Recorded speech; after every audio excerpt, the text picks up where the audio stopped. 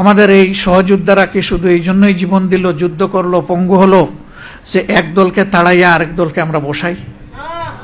বরঞ্চ তারা সিস্টেমের পরিবর্তন চেয়েছে, যে একটা আমূল পরিবর্তন আসুক।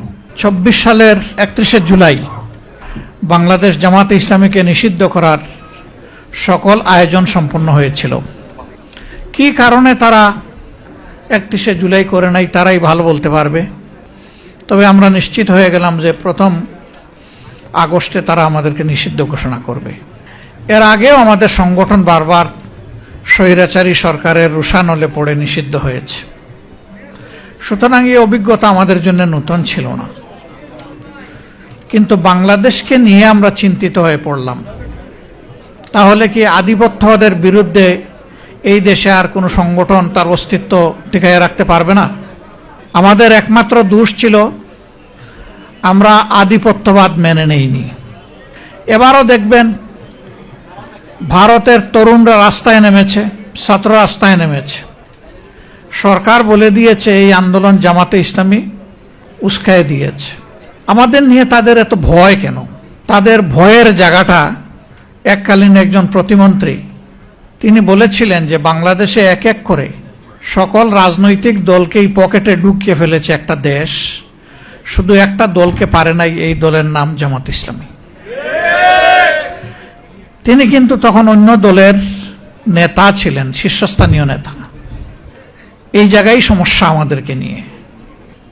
এর আগেই আন্দোলনের প্রতি আমাদের পূর্ণ সমর্থন ছিল, কিন্তু এই দিন আমরা সিদ্ধান্ত নিলাম যে নাও ডু অর ডাই, হয় মরব না হয় বাঁচার মতো বাঁচব। এই জন্য কোনো দলের শীর্ষ নেতারা যখন বলেছেন এই আন্দোলনের সাথে আমাদের কোনো সম্পর্ক নাই, এটা ছাত্রদের আন্দোলন, একই দিনে বাংলাদেশের কণ্ঠস্বর হিসাবে জামাতে ইসলামীর সেক্রেটারি জেনারেল দলের পক্ষ থেকে দায়িত্ব পেয়ে তিনি প্রেস কনফারেন্স করে বলেছেন যে আমরা জামাতে ইসলামীর সাথে সম্পৃক্ত সকলকে এবং দেশবাসীকে আজকে তরুণ সমাজের পাশে দাঁড়ানোর জন্য, ঝাঁপিয়ে পড়ার জন্য আমরা আহ্বান জানাচ্ছি। একই দিন দুইটা স্টেটমেন্ট এসেছিল। কিন্তু মহান আল্লাহর ইচ্ছা এবং সাহায্যে জনগণের এই আন্দোলন তরুণ সমাজের নেতৃত্বে যখন সফল হলো, তখন আল্লাহর কসম আজ পর্যন্ত এই আন্দোলনের কোনো কৃতিত্ব আমরা দাবি করি নাই।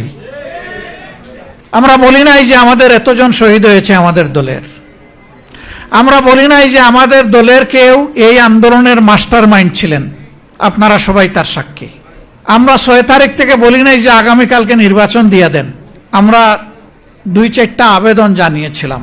প্রথমত আমাদের দলীয় সহকর্মীদেরকে, কারণ এই দলটি বড় মজলুম দল ছিল, যেই দলের এক এক করে 11 জন নেতাকে হত্যা করা হয়েছে ঠান্ডা মাথায়। 1000 কর্মীকে হত্যা করা হয়েছে ঠান্ডা মাথায়। নারী, পুরুষ, শিশু, বৃদ্ধ, কোনো বাস বিচার ছিল না। যেই দলের কর্মীদেরকে যেখানেই সামান্য কোনো চিহ্ন পাওয়া গেছে চাকরি থেকে বরখাস্ত, বাড়িঘর থেকে বিতাড়িত, ব্যবসা প্রতিষ্ঠানের দখল নিয়ে নিছে, সেই দলটা কি পরিমাণ কষ্টে ছিল এটা বুঝাই যায়। আমরা কারো সাথে তলে তলে রাতের বেলা আপোষ করি নাই, আর দিনের বেলা গিয়ে রাস্তায় নেমে চিৎকার দেই নাই, এবং আমরা স্বৈরাচারের পারমিশন নিয়েও রাস্তায় নামি নাই। ওই পারমিশনের তোয়াক্কাও আমরা করি নাই। আমাদের যেটুকু সামর্থ্য ছিল দফায় দফায় তাই নিয়ে স্বৈর শাসনের আমরা প্রতিবাদ করেছি।